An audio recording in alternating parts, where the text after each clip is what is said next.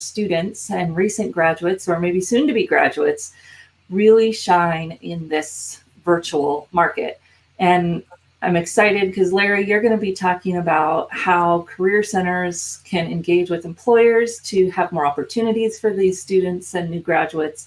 And then, Leeya, you're really going to be talking about how they can stand out. So we're going to be spending a little bit of time together, but based on just the 15 minutes that I've had to talk to both of these folks before we brought on the call, you are going to get so much value out of this. So thank you, Larry and Leeya, for sharing your information.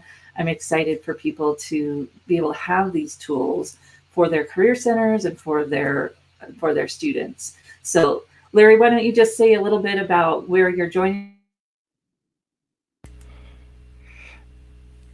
And I don't know if you can hear me because the streaming just stopped. Hi. We can hear you. You can hear me now. Great. So Larry Gonzales here from Intel. I was a college recruiter recently, and then the end of last year moved me over to virtual recruiting, and I went around begging for people to do virtual events, and then all of a sudden I was the most popular guy in town. So now I'm doing probably between 5 to 10 virtual events a week. So thanks for showing up. Exciting times. And I will turn it over to Leeya for introductions. Hi, everyone. My name is Leeya Alperson. I was born and raised in Los Angeles, and for the last 3 years, I have been recruiting. Specifically, the last year and 7 months, I've been working with recent college graduates and helping students really find their first job. So I'm excited to be here and excited to share some knowledge. Yeah, and we have people joining us all the way from Pakistan. So it's great to have you on the line, and feel free to ask questions. We're going to kick off with Larry, and he's got the PowerPoint here. So we're going to start with him. And then as we go through the event, as I said, Leeya's going to be sharing some information and ask questions. I can put your questions up here on the screen so that Larry can answer them. And he's got a lot of information for us. So I'm excited about that.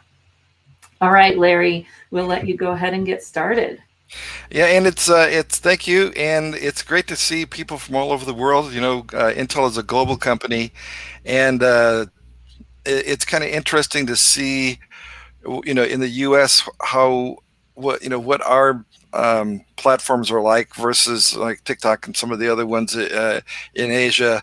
I recently got an email from one of my fellow employees over in India, and they had 20,000 people on a virtual career fair call. So Wow. know that, yeah, different platforms support different things. So a couple of the objectives for today, you know, the optimizing the student and employer experience, and I'll talk a lot about that, and about building the school brand and maintaining the school brand as again, a place where students want to come and engage with employers because you have the connections and you have the kind of platforms that support the employers and students connecting in a real and engaging and sometimes informal way. And so again, that connecting the students with employers, and again, the reminder for your students and for the employers about having a clear call to action. What's next? What's the next step? Because when students and employers walk away, that's usually the big question hanging over everybody's head is, you know, what's going to happen next, and that's whether it's face to face or virtual. So platform choice. When I say platform, I'm talking about the virtual platform. So there's lots of them out there. You're probably familiar with Career Echo and WebEx and Skype and On24 and 6Connect. So there, you know, a myriad of things, of Zoom, all the usual suspects. So tons of virtual platforms out there, and they each offer a little bit.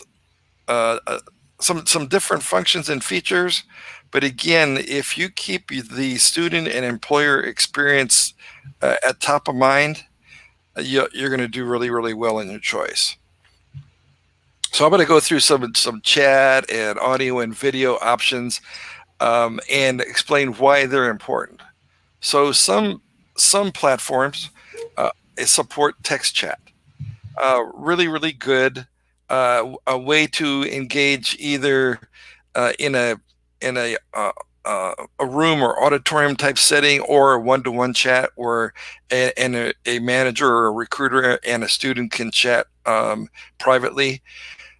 Those are great. And then the addition of audio, where if you want to have a audio chat with the student, you can choose to do that.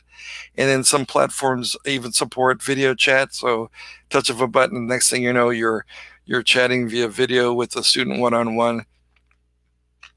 Sometimes it's all in one platform.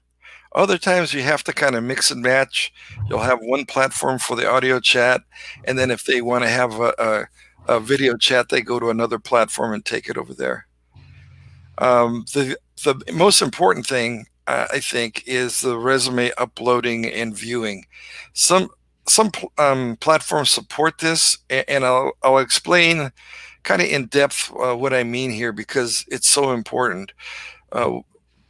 If you think of the physical face-to-face job fairs you're used to, the students in line, employers at their booth, and the resume gets handed over, a little bit of review, some discussion, a little Q&A, and then the student goes away, and the resume remains with the employer. In a virtual environment, if there is no resume, the hiring manager is forced to ask questions and find out about the student, and I'll explain why that's important, and also a limitation. So again, the resume is important to the employer to be able to view the resume while they're talking to the student, or before, preferably before. And so some platforms support that, and some don't. Some make it easy to view. You click on a button and the resume is automatically viewable inside the browser. Those are great platforms. Others require you to download a PDF and then open the PDF or a Word doc or image, and then view the resume that way. Anything that takes away from the one-to-one interaction time between the employer and student, I view as a negative, because you really want the employer and the student to be engaged in a discussion, so that the students' questions get answered, and the employer has a chance to present their company as an employer of choice. Anything that gets in the way of that is a distraction. And because time is of the essence in these virtual career fairs, it really does impact the experience for both the student and employer, how they're able to get across their skills, and having the resume viewable is of the utmost importance. Yeah, and Larry, we were talking about that a little bit in our conversation a week ago, that the employer and student interaction has to be the top thing, even though the career fair might need to make some adjustments, or the career center might need to make some adjustments to make money. They don't want to let that overshadow the real important piece here of getting the student connected to the employer. Yeah, yes, and again, word travels fast, and so if the student or employer experience is not optimized, the next thing you know, you don't have people showing up for your events, and that's not what you want. So you want to make it as engaging as you can between the student and employer, taking care of their time, and I'll get into the time management piece in a minute. And then pre and post event messaging. A lot of people don't think about this, but from an employer point of view, they want to engage students early and often. What I mean by that is they want to be able to access maybe a student list, or have you send a message out for them before the event. and let students know that their company will be there, the importance of visiting their booth or the spotlight, and then a little bit about the kind of people that will be at the event, as well as any kind of jobs that you're going to be talking about at the event as an employer. And so that pre-event messaging is super important. And also, any marketing that you do to get students to come to the event is important, because the number one thing you want is attendance. And attendance is everything. If an employer shows up and they have 5 or 10 managers and reps at the ready, and they have 50 students show up for a 3-hour virtual fair, not a great employer experience. So I'm not saying that you need to have 5,000 people at every event, but make sure that you're setting expectations with the employer and the students about how big the event's going to be, the kinds of students that are going to be at the event, and the way that the employers will be able to contact those students before and after the event. Because after the event, of course, the employer is going to want to contact the students they've already seen, but they're also going to want to message the people who weren't able to make the event and get the message out about how to contact the company and apply for jobs and get their questions answered. So that pre and post event messaging is really important. And it's also a way for the college to establish their brand, both with the students and employers, because it how you show up from an employer perspective, if you're supporting pre and post event messaging, either by the selection of the platform you're using to make it easier, or by your ability to send to a distribution list, to send the messages out, that's very influential. Employers love that. It's less work that they have to do, and they're saving time and money is worth something. Well, we were talking about, and I think Leeya's going to talk about too, how important it is to prepare to look nice and look good in a virtual job fair. And the students can't prepare well if they don't have that pre-messaging about who's going to be there, and there's not enough time to do their research, right? Yes. And then there's lots of other features and functions that the platforms offer. So again, your platform, there's lots of choices out there. I named off a few of them, but again, if you have any questions about that, you can get a hold of Marie, and she can swing you over to me, and I'll be happy to answer your questions about platforms. Yeah, feel free to put them in the chat as well. Yeah. So again, just to kind of go back over the employer perspective, can I get the attendee list or get access to it, or have you send messages out for me to the attendees, right? Is there does the platform support some kind of reporting? A good question, Sabine. And so the reporting on how, who was at the job fair, who talked to them, was there any chat transcript? In the platform support, different platforms support that kind of reporting. So again, it goes back to that platform choice. And so I mean, the typically what I look at is if there's 100 attendees, that's one rep, and we're talking about a 3 or 4 hour virtual career fair. So about one for every 100. Now, some companies may, like to spend more time, and so their ratio is, a little higher. So they'll maybe have, one for every 50. But at Intel, we do a lot of these, so we're pretty consistent about one person for every 100 attendees. One person from every company for. Well, yeah. Again, from an individual employer perspective, like Intel, we would have one person for every 100 attendees, and I would expect other companies to do the same. Yeah. Any idea in terms of how many companies people should be trying to get in a virtual job fair? Yeah, and I get to that in a second. When I can do it here too. So the pre and post event messaging we talked about. So let's talk about that. Um, let's go right to the heart of the matter. It's going to be my last slide, but let's just get right into it. Uh, what are employers willing to pay for? They're willing to pay for exclusive access. They're willing to pay for a spotlight. So you may have a job fair, but there's a keynote or a spotlight event before the fair or halfway, at the intermission or something like that. And so employers are willing to pay for those spotlights where they get an audience all for themselves. And so those are the kinds of things that, as you're planning your event, look at it and go, okay, so we're going to have our event from 10 to 2. And we're going to from 9 to 10. We're going to have employer spotlight. We're going to have 2 or 3 employer spotlights, and the students can choose which company they want to go to. For companies, they love that because again, if they get the reporting of who attended their spotlight, that's a captive audience for them, and they can have their own call to action and get a whole group of students in the audience to follow that call to action.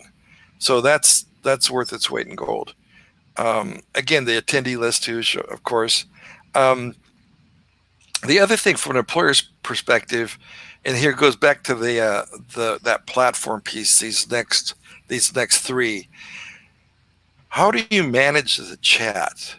Whether it's text chat or audio chat or video chat. And there's a number of different ways. Sometimes the chat is in a separate window, and typically managers and students like to be engaged in a couple of chats at a time because of time management. And so again, you want to, if you have 150 students in your queue at your booth, your virtual booth, you want to engage with as many of those as you can handle and give them the kind of intimate conversation as you can. But also you're looking at how many reps you have and the numbers, and you're just trying to manage that. And the way you do it is by multitasking a bit and having these tabbed chat windows or separate chat windows. I prefer the tab because it's easier to manage. You see the tab and it's blinking. Somebody's replied to your chat. With the window chat, sometimes you get a cluttered desktop. You got windows all over the place, and you're responding to one person, and then somebody else messaged you, and their window overlaps on the top of the one you're responding to. So it's a little cluttered. So you have to be aware of the platform and how it works. But again, if you have one that's got good chat management, that's great. And typically in that window, it's going to be text chat, audio chat, and or video chat, depending on the platform. And again, as I said, that resume view, how easy is it to open that resume and see it while you're talking to the candidate, so you have something to discuss and you can ask questions, etc. And then the other thing is to segment the audience. I don't know how to say this, but for some job fairs, it depends. Employers like to, I want to say all the just like they would in a face-to-face, all the hardware students in one line, all the software students in another line, all the business, all the MBAs in this other line. And so with some platforms, you're able to do that kind of segmentation. So you can have different chat areas and have reps in each area chatting with students depending on that segmentation. So it could be, all by degree, could be by area of specialization or discipline. Depends on the fair and the employer. So the platforms that do support that are, I think, going to be more popular. But again, we're all learning, and so a lot of employers are still learning how to operate inside these virtual job fairs. And the clearer you can point out the features and functions and how it benefits the employer, the more participation from the employer you're going to have. So and we've had a few more people join us, Larry. So just wondering if you might recap some of your favorite systems, if you have a few that you might recommend people check out. Yeah. So I think, of course, favorite, a strange word to use right now, but because I'm using so many, Zoom seems to be popular. On24 is a nice platform. 6Connect is a good platform. Career Echo is gaining in popularity again because it supports that, the text and audio and video chat. And there are others, of course, WebEx and Skype and all the usuals. But again, the ones that I mentioned at the beginning, the 6Connect On24, Career Echo. There are some other ones, Easy Career Fair or Easy Virtual Fair. Those are all ones that are have been tested quite a bit and are pretty popular with colleges, and so that's why I mentioned those. Okay, excellent. Okay, how about next? There we go. Okay, so from the student perspective. Oh, and Leeya's going to talk more about this, but again, the gift that we can give students right now is the motivation and encouragement to attend these virtual fairs, because it's still that, they're still able to establish a one-on-one connection with an employer and the company representatives. And so it's important that they look at this as a great opportunity. And the second thing is to relax and understand this chat environment, because again, they're used to chat, but again, with an employer, maybe not as much. And so, there's some things that Leeya's going to talk about, and so I'll leave that to her. But the big things, especially in a virtual job fair, is, doing your research on and prioritize.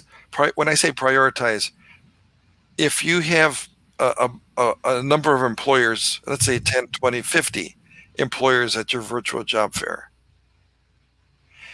students are going to want to prioritize which companies they only have a brief period of time, because it's not just their time, but it's how long are the queues in the employer booth that they want to visit.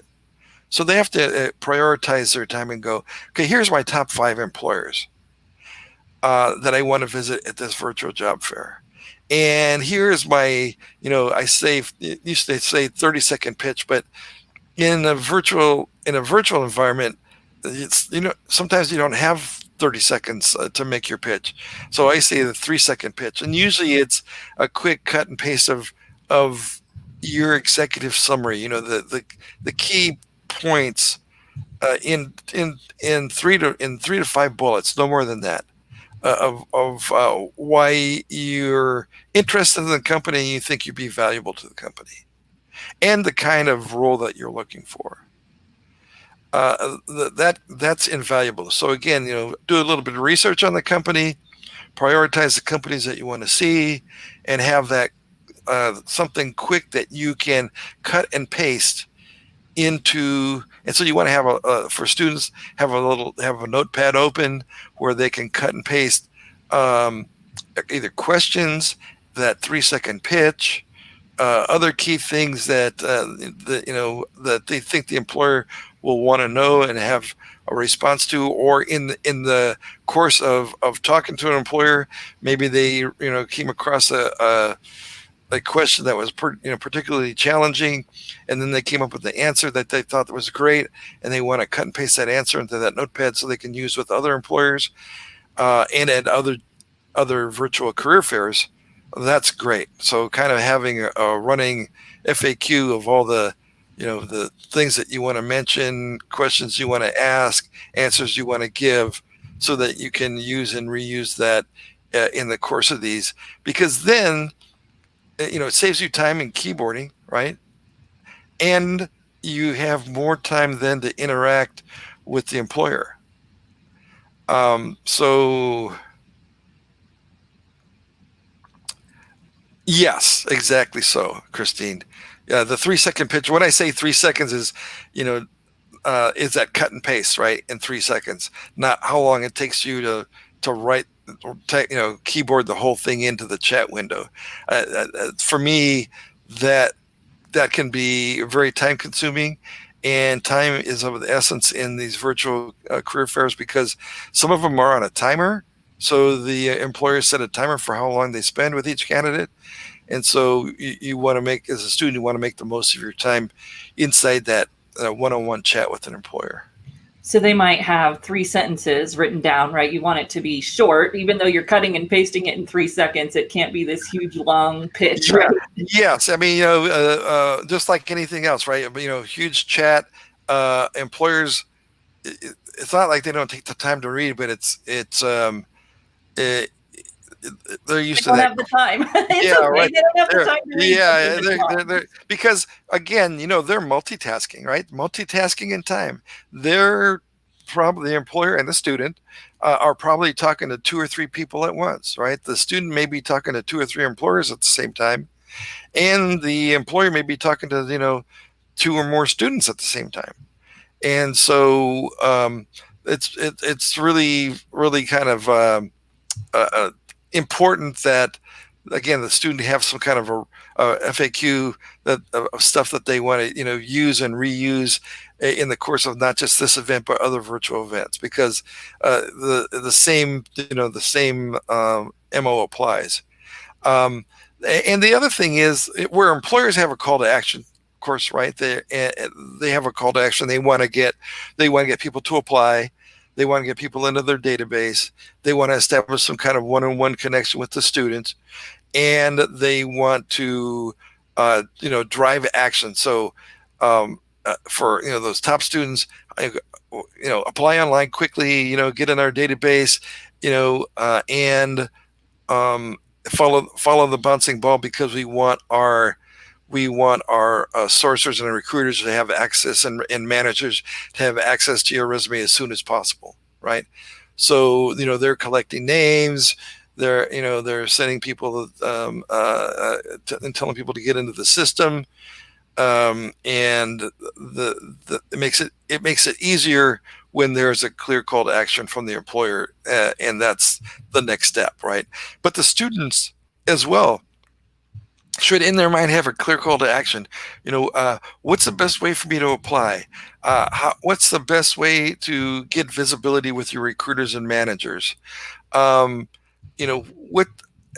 is there anything you can do to help me gain visibility or get to the next step?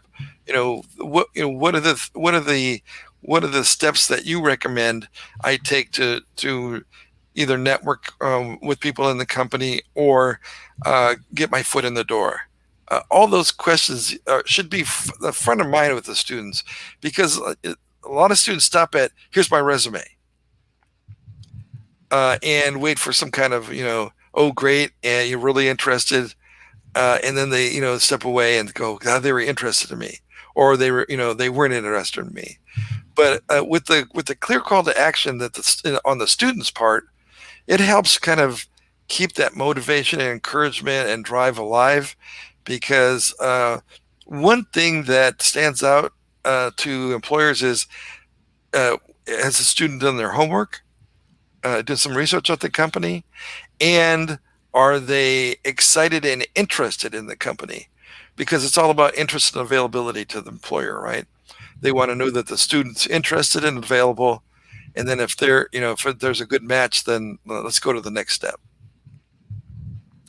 And so ways to make a great impression, Leeya's going to go over this, but I think first and foremost is being organized, having those good FAQ, that good question, that good 3-second pitch, being aware of the time, and having a clear call to action or next step, because it makes it easier for the representative to follow the student's lead there too, because sometimes it's not sure what to do with you because I'm an engineer and you have an MBA.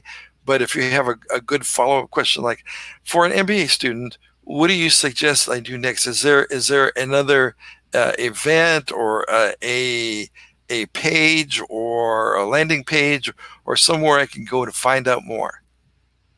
That to find out more is a great thing. Can you help me find out more? But the things that are kind of turn off is, can you can you look for jobs for me and find a job that fits me? That's a turnoff. So you want to make sure that the student's not doing that, right? That they're doing their own research. They've looked at the jobs online and or in the job fair, and they're presenting how they think they're a good fit for that particular role or that particular company.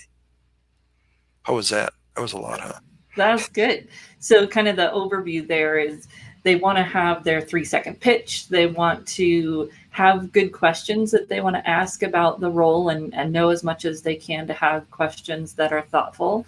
And then to avoid, where do I fit, or those types of questions that put too much onus on the employer and show that they haven't done their research. Exactly.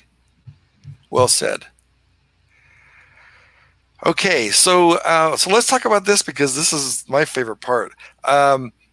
I love working with colleges and career services. Love it, absolutely love it. And in this environment, I love it more only because again, it's my job. But the getting employers and students to attend virtual job fairs, again, that's the key piece. How do you do that? Selling the opportunity both to the employers and the students. So let's go with the employers first. This is a chance to meet students who, and if you've segmented the audience in your career fair by discipline or degree, those are great. Employers love that when the audience is segmented for them. Because then they know exactly who to send as representatives and what they're going to be talking about and the kind of jobs that they can highlight. If it's a kind of a cattle call, it makes it a little bit more difficult. I find from an employer point of view that the segmented career fairs are much more popular with the business groups inside of Intel, because then they, in their mind, they're thinking, I'm not going to waste any time. These are the students I want to hire anyway. Let me go. Who can I send? Right. And so you want to have employers in that frame of reference, if at all possible. And the same with the students, for students, standing in line to talk to Intel, and they're standing in line with engineering and psychology and business and whatever, is a different. It's a different tone than I'm going to meet with the engineering department and I'm an engineer. I'm an engineering student. Much different tone, different kinds of questions to prepare. You're going to be talking to people who've done the role, who know a little bit more about that role inside the company. And so I always look at that as, selling points if you're going to be doing that kind of segmentation. All good from an employer point of view. Again, I reemphasize the employer spotlights. Employers love that, willing to pay for it. I get a whole hour or half an hour with the students, and I can send one of my leaders or have a recording of their CEO talking about the company, and then maybe 15 minutes or 20 minutes of Q&A afterward with company representatives. That's great. Other things the employers are willing to pay for, again, access to that to the attendee list, any kind of extra reporting or pre or post messaging access is great. Whether it's through the career services, through the platform, or given that attendee list over to the employers, that those kinds of things are things that employers are willing to pay for. So and I can't emphasize enough that the other people who are buying this are the students. Because if you bring in top tier employers, whether it's face to face or virtual, the students that they're looking at it as, this is great. It's great that my school is doing this for me. I'm going to tell other students that they need to go to these virtual career fairs because top employers are attending, and they have the kind of opportunities that we're interested in because of the segmentation or because of the employers and the employer preparation, etc. So there's a lot of value here for for students and employers. And I again, if you want to have a conversation about this later, happy to help here. The other thing that I'm starting to do, and just as a kind of a mini focus group question, and so if you want to get back to me individually, you can. But trying to get students prepared for virtual career fairs. I have one I'm doing with Oregon State. They have a virtual career fair next week, a 2-day virtual career fair. And the day before, in a student association got a hold of me and said they wanted to be the most prepared of anybody. And so they asked me to come and speak to the students about how to prepare for a virtual career fair. And so I think that, and Leeya's probably going to talk about this too, this is a kind of service to students that, again, sets career services apart by saying, we're not only going to have the virtual career fair, but we're going to have some industry experts or other people, in career services that are going to show you how to be successful. Well, I was thinking it'd be nice to have some kind of test, right? Because one of your points was for students to be comfortable with the system. And so if I was a student, I'd love to have some kind of test where I could actually get into the system before the job fair happened, so that, if I wasn't familiar with whatever system they were using, especially some of these newer ones like Career Echo, could I get in and see what that looks like? So in addition to a presentation about how to be successful, are any of these colleges doing something where a student can actually log in early and get a feel for the system before the job fair starts? Yeah, and typically what I see a lot, but it's shared with employers more than with students, which is kind of convoluted in a way. But there are training videos that most platforms have about what a 5-minute video, what it's like to interact on their platform, and how to be how to manage your time, manage the chats, move around inside their system, and just having access to that 5-minute, or some companies have 30-minute, but 5-minute videos that you can distribute to students about the platform will help them be successful. And so at the minimum, something like that. But again, there are folks like Leeya and myself who are willing to step up and help your students be successful. And Jennifer has a great question. So charge the same. Well, that's a great question. Again, we're still working all this stuff out. I do know some colleges make it free. Not sure how they're funding, all the platform expense and all that stuff. Other colleges, and I'm seeing this more and more, are working through the platform to help market the event to employers and to manage the event charges, right? So they may charge the college, let's say, a couple $100 to have the event on their platform. They market the living daylights out of it to top tier employers, and they're charging the employers a fee to participate.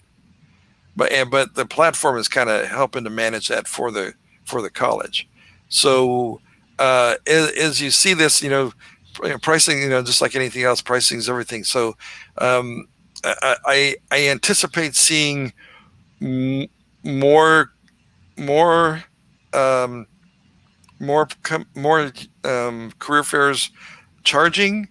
But again, back to the, what are we paying for? Charging if you have a spotlight from the employer, or charging if you make the attendee list, and you get access to the attendee list, or you can get your messages pre and post event sent out to the attendee list. Um, so again, a little bit piecemeal, but those additional features and functions make it easier for the employer to justify spending money on a career fair for your university. I mean, we would go to your university and pay, face to face, and pay for our travel and all the other stuff. So in one sense, it's a cost savings, but at the other side, it's branding, right? So if we're one of 100 companies, it's a little tougher. If we're one of 20 companies, a little easier to pay. And if we're spotlighted, a lot easier to pay, et cetera. So, Jennifer, I'm not sure if that answered your question, but I'm trying to give you some ideas there.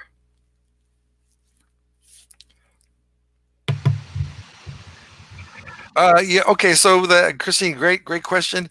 The some again, some platforms are $100, but that's again, that's what they're charging university, but they're charging employers something else, right?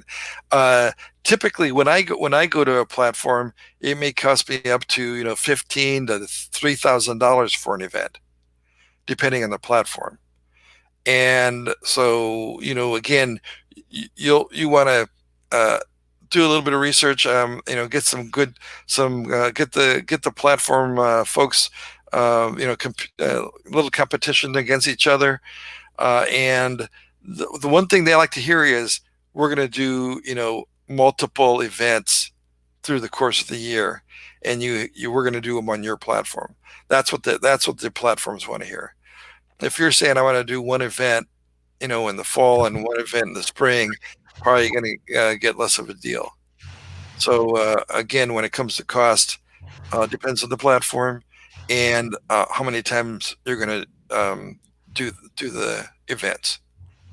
And you can do events, for, like I said, if you don't just think of one, everybody come to one event. If you do segmented events where you just have the engineering or education or MBAs or whatever come to an event, those count, and those can be very successful too. Well, and you could even have an alumni. I mean, we've got so many people unemployed now that you could do it for alumni, and maybe you could charge those alumni to participate, whereas you're not charging the students because they pay student fees. And I know that's totally different for each university, what the alumni get through career services, et cetera. But there might be some creative ways to have events that are even more engaged with a bigger community, like your alumni, that could bring in revenue from a different place, and you're using the same platform for all of those, so you can stretch the cost across all of those events. Right. And the other thing is the branding for the college. So think about this as not just a recouping cost, but fold in, how do we brand the college in this event? How do we help market the college through this event? And there's lots of different things that the students can do, post to the social networking about the event and how great the college is to have the event, how successful the event was for them. That kind of stuff is great branding for the school. And so, besides cost, you also need to think about, what other value can we get out of this, besides just the recouping our costs. Well, and that social media aspect, and including social media or even promoting companies through social media, might be another way to get sponsorships. one of our associations, professional associations, just rolled out a social media sponsorship option aligned with their conference, where they were going to be doing some special things on social media to highlight their sponsors. And you could increase your investment to get that social media airtime, I guess. I don't know what the right word is, but, and that might be something people think about as well. In addition to sponsorships that are maybe inside the virtual career fair, could you have companies that are sponsoring the career fair and they get some kind of social media engagement, social media posts, where you're thanking them for helping to cover the costs publicly on social media, and or engaging some of your alumni to help sponsor the career fair. If they're employers or high up in companies, maybe they could help sponsor the career fair and get some social media visibility for their company by doing that, even if they're not necessarily hiring, although it would be best if they were.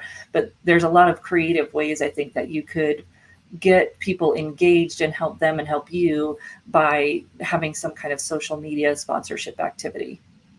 Yeah, and the other thing too, again, back to the employer spotlights, it doesn't have to be a time. It can be a sponsorship where their logo and their company and their company opportunities are featured prominently in the career fair on the platform, right? Whether it's in an exhibit hall or a sponsor page or something like that, because again, from the employer's perspective is, how do I brand my company and get in front of students? And right. The more opportunities I have to do that before, during, and after the event, the better. And there's money to be made at every point of that arc. Let's go to the last slide, and then I can take a few more questions before I turn over to Leah. Okay, so tips for success, and this goes for the career services and the employers and students, right? Keep it simple. Provide training or use platforms that do this. Again, we were talking about this earlier about how do we get students comfortable with a particular platform, and so again, some platforms have this. Cheryl, yes, and yes. Again, Intel is very, very, we have a big diversity inclusion push, and we're constantly looking for stuff like this. So, a lot of platforms have closed captions and other things that so one platform had the what do they call text to speech, right? For students. So again, look at if the platform supports that, make that really visible to the employers, because more and more large employers, this is a big deal, and so that they're able to participate and bring in some diversity and inclusion folks into the mix, and support that particular function with students and employers, of course. This is a big deal. So, but again, you have to make this kind of stuff visible, and especially to the employers and students that you're marketing, or I say marketing, you're promoting this to. But it really sets your virtual career fair apart from others, and both in the minds of the students and the employers, and of course in the industry, because you can mention, you can have that mentioned when you're posting information on social media or other places about your career fair. And then, so again, we've gone over this. Employers want to see the resumes easily, and then setting expectations. So I can't say enough about this. Both setting expectations with your team, with the employers, and with the students about what the platform can support, the kinds of training that's available, the kind of research and in the case of employers, pre and post event messaging that it's supported. So, you really want to kind of think of, okay, here's a list of promises we can make to the students and the employers and our own team about what they're going to get out of this career fair, and be crystal clear that you can deliver on those, and that's a great place to start to set expectations from a list of those promises. And then, of course, the lastly is that, again, this goes at all times, but now more than ever, we do focus groups, or at least I do focus groups on virtual events. I probably do a couple of them a month, focus groups, both people who are going to attend and who have attended our focus group, our career fairs and virtual fairs and virtual events. And the one thing over and over I hear right now is, we know you may not have jobs available, but if you can motivate and encourage us to keep going and to keep engaging and to keep attending these virtual events and keep in front of employers, that's what we need right now. Of course, bottom line, they would love to have a job, but as you look across the landscape, a lot of employers have pulled back, but are ready to come back into the game. But again, a lot of uncertainty right now, and so students look at that, creates a lot of stress, a lot of tension.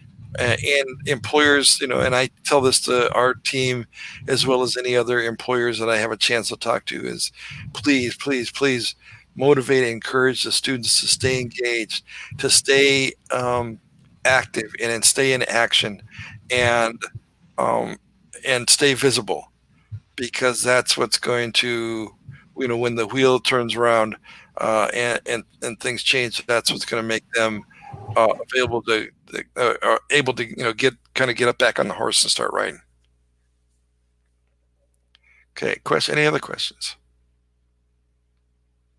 I don't see any other questions. So if people have questions or thoughts, please feel free to share those in the chat. Yeah, and Marie, feel free to share my email address with folks if they want to get a hold of me afterward. And again, I want to thank everybody for attending, and I'll turn you over to Leeya now. Excellent. So, Leeya, I'm excited to hear from you, and let's get our little screen changed up here. There we go. So you are going to start by talking about some of the ways that people can land a job or land the interview. So how can they land that interview? Yeah. So as I mentioned at the beginning of the live session, I've been working with recent college graduates for the last year and a half or so. And so I've really gained a lot of knowledge on, how students can stay competitive and really how they can pass that, first round phone screen as well. So I'll go into improving their chances in landing an interview, especially right now. It's so important to stay competitive and really, go above and beyond with that job search. So first, like Larry had mentioned so many times, do your research. Go ahead and apply for roles that you are qualified for. Make sure that you have a genuine interest in both the position as well as the company. And then apply with a resume as well as a cover letter. And I encourage students to really tailor their cover letter to each company they are applying to. I know it takes some additional work and some time, but it really can make all the difference when recruiters are reading cover letters that are really tailored to their specific role. Yeah, that's music to the ears of all of our career service pros, because they tell people to do that, and people always say, oh, you read the articles and it says cover letters aren't read anymore. So thank you for sharing that. Yeah, I absolutely read them, and it really makes all the difference when I see that they say something specific about the company or address me specifically. It does make a big difference. And then after applying to that specific position, I encourage you to reach out directly to the recruiter who supports the team in which the role falls under. So look them up on LinkedIn, and sometimes you can find these indicators with their titles. So they have a sales recruiter title or a technical recruiter. If you can't pinpoint exactly who the relevant recruiter is, choose maybe 1 to 3 recruiters to send your resume to, along with a short message. And this is a sell. So you want to include, 1 to 2 sentences on who you are and why you are a great fit for the position. Just as Larry, covered as well, keep this short. Recruiters are getting many messages per day, per week, and quite frankly, we don't have the time to read, through paragraphs and paragraphs of why you are the best candidate. So please keep it short and concise, and really have that role in mind. You don't want to, apply to or not apply to something specific and just send a resume. It really makes all the difference when you've done your research, so the recruiter doesn't have to pinpoint, where you might fit in the company. This sell is beneficial for so many reasons. One, it really attaches your online resume and application to your profile and to a human. It keeps it personal. It allows recruiters to also quickly look you over on LinkedIn and really gives that extra personal touch. It also shows your sense of urgency. It shows that you're willing to go above and beyond to, make that connection and really reach out. So that's what I would do first. Again, do your research prior to reaching out, and then keep in mind that you may not always receive a response, but it is good to put your name out there like that. Let's see here. Samin, how significant is it for recent graduates to maintain their LinkedIn? Very significant. Right. If you're going to reach out, your profile has to be updated. Yeah, absolutely. I encourage, all recent graduates to have a LinkedIn profile, to make sure it's updated, to, start connecting with people in the industry that they're interested in, or whatever that may look like. It truly makes all the difference. So yes, very important. And then you actually have to follow up after you've done that, right? Absolutely. So again, many recruiters will not many, but there could be recruiters that won't answer, that maybe saw your message and skimmed over it and said to themselves they'll come back, and they don't. So it's important to wait 5 days, maybe a week, and send a follow-up message as well, and just keep following up, because as I mentioned, recruiters are extremely busy, especially the ones that are hiring during this time. Yeah, so if we can find them on LinkedIn and we can message them there, would you also recommend sending them an email? So there's lots of systems and tricks out there where you can discover someone's email. If you are working at a company and you get an email in addition to a LinkedIn follow-up, do you welcome that? Is that too much? No, I welcome that. And on LinkedIn, you can actually go to their contact info, and many times you can retrieve that information. So yes, I would say email, LinkedIn.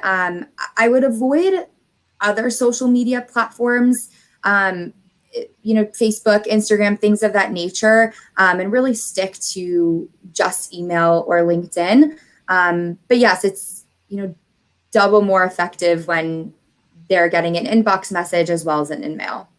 And they might check out Instagram or Facebook to see if the company is posting there and has a conversation there. Then, of course, they want to jump in. But you're saying don't private message you on Facebook or Instagram, especially if you haven't posted the job there, because that's going a little bit far out of the bounds.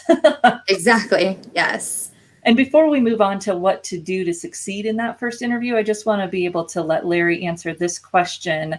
And perhaps this is something that those of you that are watching that are in the career space, in the career centers on college campuses, maybe this is something that we can get together and talk about what we could do together collectively to help these universities that aren't ready to go online.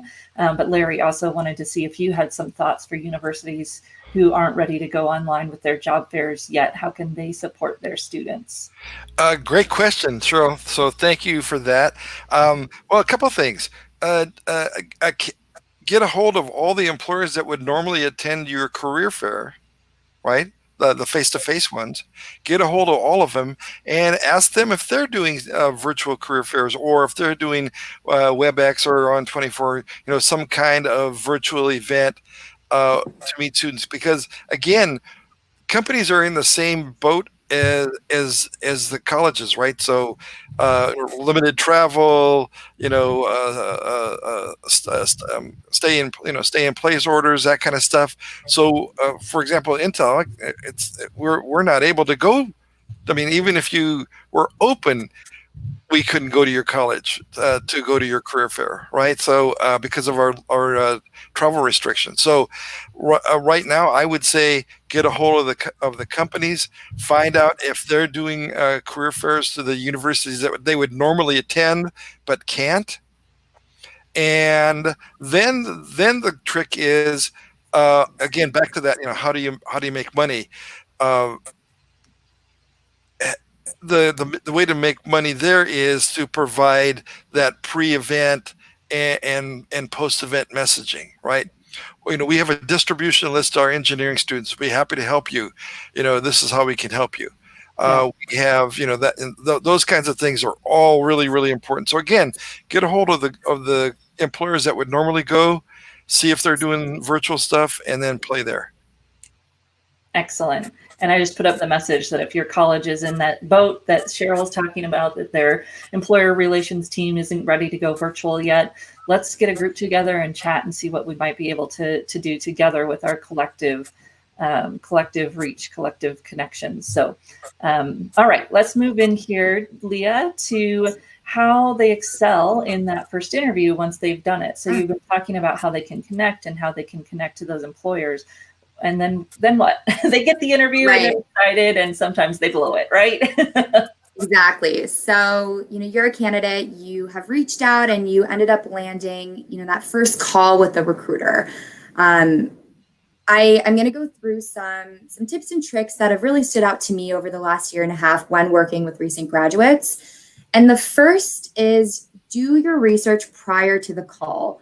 I know this sounds self-explanatory, but I cannot stress how important it is to understand the role that you're applying for, to have a genuine interest in the company. It really makes all the difference, and it really allows students to also, have consistency and confidence throughout the interview when they know what they're talking about and when they know the actual position.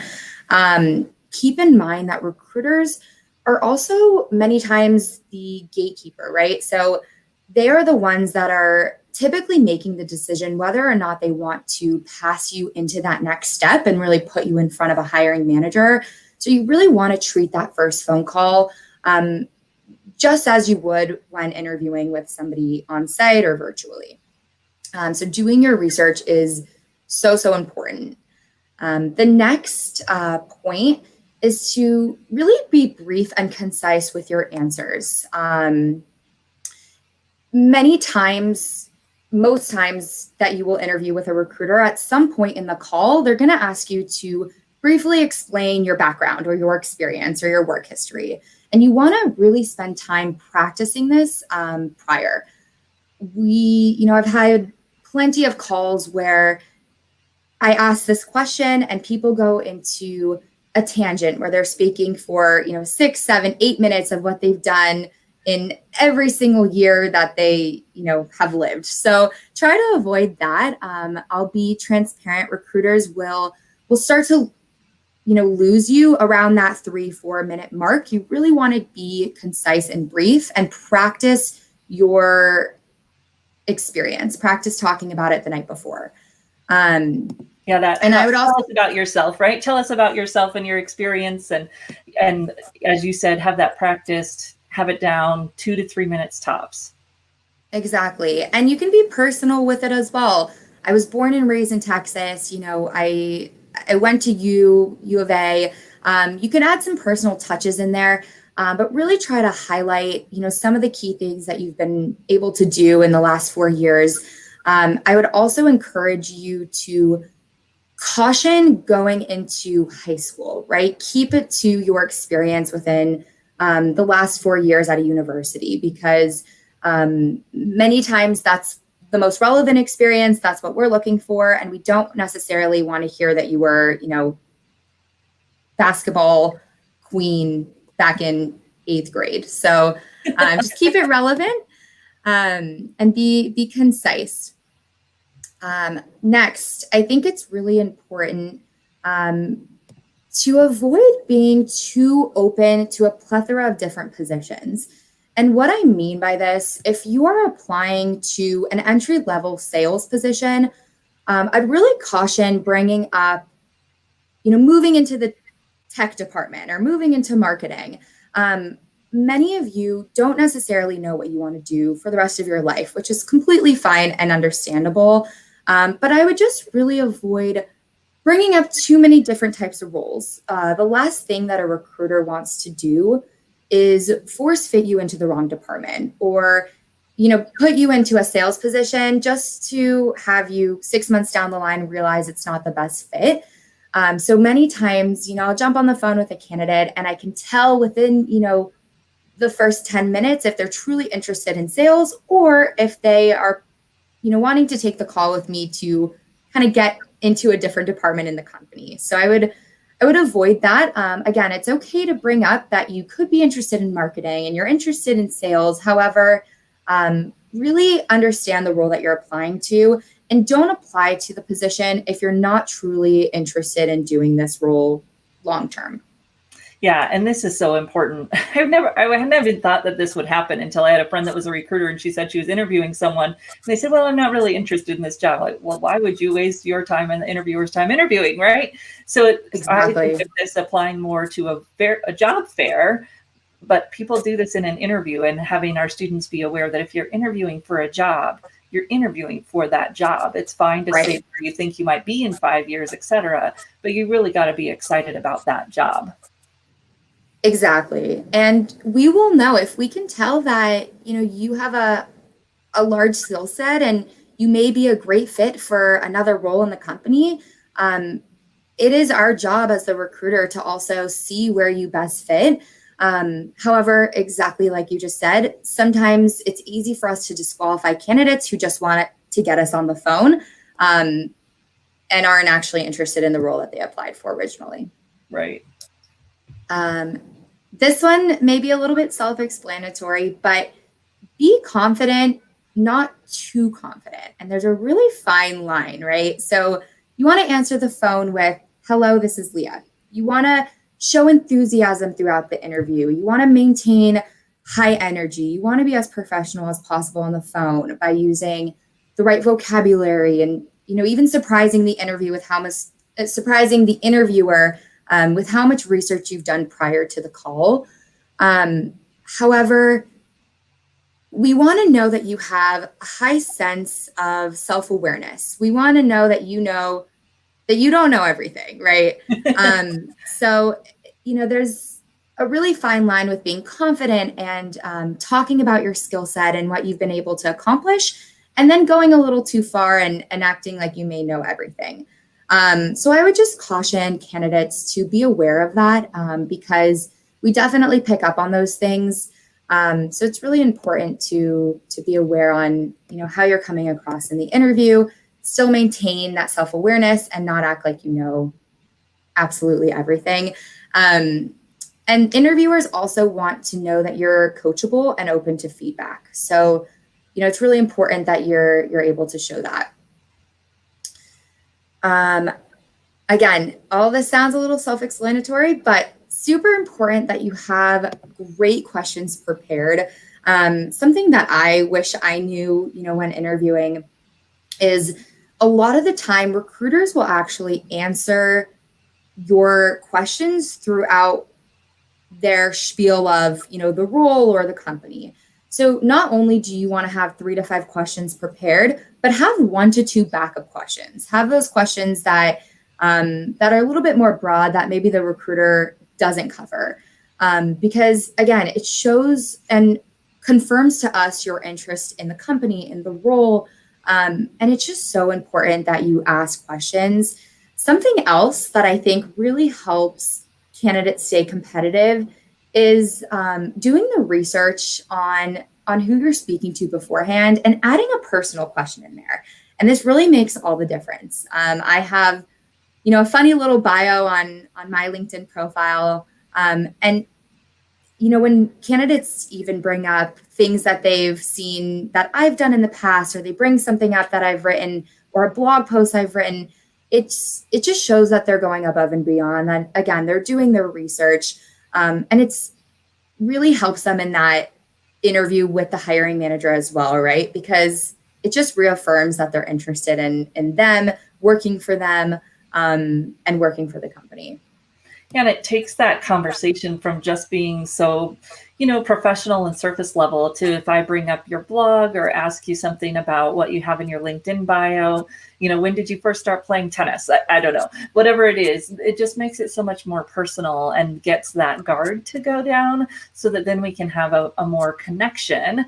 And when we have that connection, then when our interviewer goes on to the next person, they're going to remember that connection. And I might say that this is even more important now that we're doing virtual, because we're not getting that same connection that we might get when people are in the room. So doing this in our interview is going to make us stand out when we're doing everything virtually. Exactly. Yeah. Stay human. Keep it personal. It can be as simple as also saying, I noticed that you've been working at Intel for the last 5.5 years. And then you recently made a transition into Patient Pop. That's incredible. Tell me what that was like. Why did you end up making that switch? What motivated you to do so? It just shows that, again, you've done your research, and it keeps things personal. It allows for the interviewer to also go into their background. And it keeps it very conversational and, less of an interview. And it is very impressive. Yes. Well, and our brain-based people would say that it starts to release some of those connection chemicals like oxytocin. And so when we get below the professional line just a little bit, even that, tell me about the transition, or wow, that must have been interesting going from a big company to a startup. Even that gets you to have that connection. So of course, we knew that this was going to come up. What should candidates say when they're asked about their salary expectation, or how do you recommend these students that are just interviewing for their first job handle this type of question? Yeah. So luckily, we have a ton of resources today that will actually estimate, specific rates for different roles. So I'd encourage candidates to do as much research as possible on, what that rate might look like for the role that they're applying to first. And then, I would be careful to aim too high, especially entry-level graduates. But I would be honest. I would, say, this is what I found in the market. This is, something that this is what I would like to make. However, given these times, given that I know I don't come with years and years of experience, I'm willing to be flexible. I'd also caution candidates to bring this up in a first round phone screen. Many recruiters will cover it, especially for entry-level positions. We probably have the compensation already in mind, or we may have a specific budget, right? So wait and let the recruiter answer that question for you. However, if it's not answered during that first call, I would caution the candidate to bring it up. Some companies, some recruiters might think it's okay, some might not, but I probably wouldn't, to be completely transparent. Yeah, I meant, it's like you're on a first date and you usually don't talk about money on a first date. So if the recruiter doesn't bring it up, the candidate doesn't bring it up, that's something that you'll talk about later. And they should have done their research ahead of time to know if it's even in the realm. You can do that on Glassdoor and see what companies' pay rates are on Glassdoor. Network, talk to someone that works there or used to work there. And then you can ask the recruiter if they ask you, so if I said, Leeya, how much are you looking to make in this first position? And I'm the recruiter and Leeya's the candidate. She can say, well, what is the budgeted pay for this role? And then she might get an answer because, as you said, most recruiters have a budget. I think that for new grads, most of their challenge might come in negotiating after they get the offer. they maybe have less pressure to talk about their salary up front, because when someone's recruiting a new grad, they know that they're not going to talk salary. And Larry, if you're still on and you want to jump in here, I'd love your thoughts too. What are you doing to talk salary with your new graduates, and what tips would you have for new graduates about talking salary? Yeah. Salaries typically, again, like you say, that's kind of at the offer stage. But I always recommend that, again, like Leah said, using Glassdoor and some of these other things to get an idea of, what the salary feedback is from people. The other thing is, again, make the sale, right? Make the case for why you're a good candidate. Get an idea of why you stand out in the employer's mind, and that gives you some leverage about salary. But again, the other part is, again, with big companies like Intel, it's not just the salary; it's the overall compensation. The bonuses, the benefits. Look at the whole package, because if you're solely focused on salary, you may miss something. Right. Yeah, there's so many other aspects of it. Go ahead, Leah. Yeah, and I don't disqualify candidates if they do bring it up. It is an important aspect of the role. However, if it's the first question they ask me, at the end of our phone screen, definitely gives me maybe not a red flag, but a little bit of a yellow flag that they're interested in the compensation more so than the bigger picture. Right. And then going off of what, Larry had just mentioned, finish strong.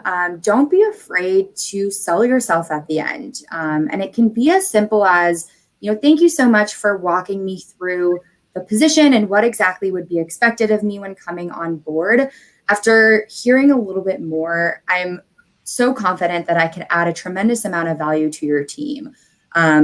Or you can say, due to my past experiences with my tenacious attitude and my willingness to learn, I'm really certain I am a great fit for this position. So don't be afraid to finish strong and include that little sell at the end. And I really think, for recruiters that may be on the fence, or they don't know if you're, the perfect fit, that can be that last little push, right? That will allow a recruiter to move you forward in the process. So I think it really can make a big difference. Yeah, and I would say that, because that is just a good idea, that as you hit me, I thought, to think about how your strengths connect to things that you've heard. And you're probably practicing, what are your strengths, and tell me about yourself anyway. So then at the end of the interview, you're kind of weaving that tell me about yourself back in, but specifically connected to how your strengths will bring value in that role now that you've interviewed. And that's just a great finish. Thank you for bringing that up. Absolutely. And really throughout the interview, you want to keep it relevant, right? If you notice on the job description, they're looking for somebody who has excellent communication skills, or somebody who has negotiated before or had any experience cold calling. You want to highlight these things that you've done. So it helps you stand out. And again, it keeps everything a lot more relevant. And then Larry's saying, ask for the job, right. Right? Say, yes, I want to work here. And especially if you're an introvert, and especially if you're an introvert on video, this can be challenging. Right now, we're doing everything via video. And if you're shy and sort of reserved anyways, you need the words, because your body language might not show it, but you need the words. I'm excited to work here. I'm excited about the opportunity. You might want to use the word excited, so that people can hear it, even if you're not able to get your body language to show it. Obviously, better if you can practice your body language, but on screen, it's going to be hard. So as you're saying, reiterate your strengths, and then say, yes, I want to work here. I'm confident that I could bring value. I'm excited about the opportunity, whatever best fits for your personality. But yes, Larry, ask for the job. Finally, my last point is to send a follow-up thank you email same day. And this is really a time where you're able to reiterate and briefly summarize, again, your excitement for the opportunity, why you believe you are the best fit. And it's important that you do so the same day, because especially right now, those that are hiring are interviewing many candidates, right? They're probably speaking to 2, 3, 4, 6 candidates per day. So it's important that you're able to follow up, that they remember you, and have that email in their inbox.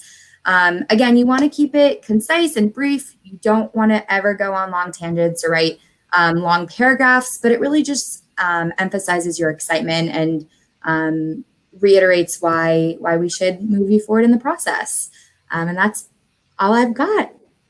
Yeah, so at the end of the interview, I always tell people to ask the question of what's the next step? Who do I follow up with? And when can I follow up if I haven't heard? So that then they've got that email of who they should follow up with. And you've probably been emailing with these people anyways. But if they are emailing or if they're interviewing with multiple people, they want to make sure they get contact information for all those folks so that they can do this follow up. And I know we, as career professionals, we say this all the time, follow up, follow up. And it's still amazing to me that 30% of people do it. So this is such an easy way to stand out, right? Absolutely. Yeah. As recruiters, we're told, candidates don't respond to us until that, third or fourth message. So it's just so important for candidates to follow up again, especially during these times where there could be 10 to 15 other qualified candidates that are going for the same job. It's so important that you're able to stand out in any way possible. So absolutely follow up. We're used to it. We know it's coming. Don't be afraid to take that action. It really makes all the difference. Excellent. Well, let's see if we have any other questions here. So people are saying yes, to look at the whole compensation package. And yeah, good. And then Jan had shared, toot your own horn, don't blow it, when you were talking about being confident but not arrogant. Right. And then Cheryl was saying to be a player. Don't be a player. Be real. So thank you, everyone, for tuning in. And Jan is saying that thank you emails are a great tool to recover in a misstep or maybe highlight one strength. As you said, be short, especially now that we're doing it all via email. That follow-up piece. Excellent. Well, thank you everyone for participating. And we're going to do this kind of college series every Friday. So next Friday, we're going to be live again with a couple of different recruiters and college career specialists. And then the third, so in 2 weeks on May 8th, we're going to do a Zoom conversation where just our career services people that are on college campuses can get together and talk about what they're doing and help each other talk about some of the systems they're using. I know people were talking about Handshake in the Facebook chat. So we're just going to get you together on a Zoom call where we can all talk on May 8th. So watch for that. And next week we'll be live again here. I don't know. I used to work on a college campus and we always had the College Friday where you wore your college colors. And I'm thinking about that right now because I didn't do that today. But next week I'll wear the college colors and we'll continue kind of our College Friday lineup next Friday. But Larry and Leeya, thank you so much. It was great to have you here with me, and you shared such excellent information for everyone to have that virtual career fair for their college services office. And if you have questions about that, reach out to me and I'll connect you with Larry. And then Leeya, thank you for sharing for our students and our college service providers who might be giving these presentations. Now they can say, I heard it from a recruiter. Yes, they want a cover letter, right? Right. Absolutely. Thank you. Thanks, everybody. Thanks, Larry. Okay, bye. You all Have a great weekend, everyone. Yes, you too, Leeya. Thank you so much.